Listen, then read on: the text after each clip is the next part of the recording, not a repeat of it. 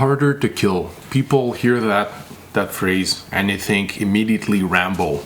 They're thinking tactical gear, max deadlift, and some guy in the woods with a go bag.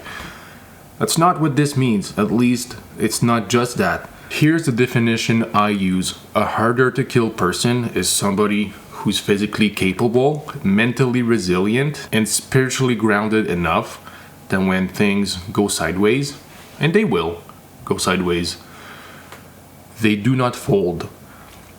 They do not become a problem for everybody around them. They become part of the solution. That's it. That's the whole thing. Are you a net positive or a net negative?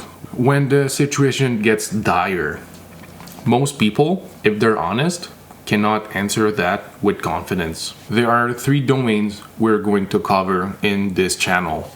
The first is physical. Your body is the vehicle. If the vehicle is not maintained, it breaks down when you need it the most. We're talking strength, endurance, durability.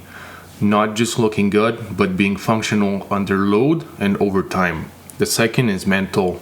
Stress inoculation. Decision making under pressure. The ability to operate in a degraded state and still execute. This is something special operations train deliberately, and most civilians never think about that. A third is spiritual, and I'll talk about this more in a dedicated video, but here's the short version.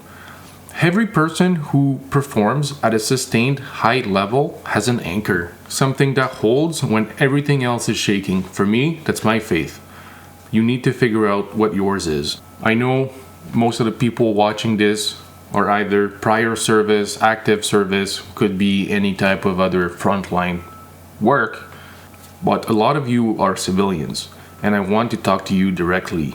You do not need a uniform to be harder to kill. Your family and your community needs you to be harder to kill. We live in a culture that is actively trying to make men softer, more comfortable, more passive. That is not accidental. And the answer is not rage. The answer is relentless, quiet preparation every single day. In my next video, I'm going to get into the specific training standard, the physical baseline that I think every person who takes this seriously should be able to hit. It's not about being elite, it's about being ready. Subscribe, share this with somebody who needs to hear this. I'll see you guys next week.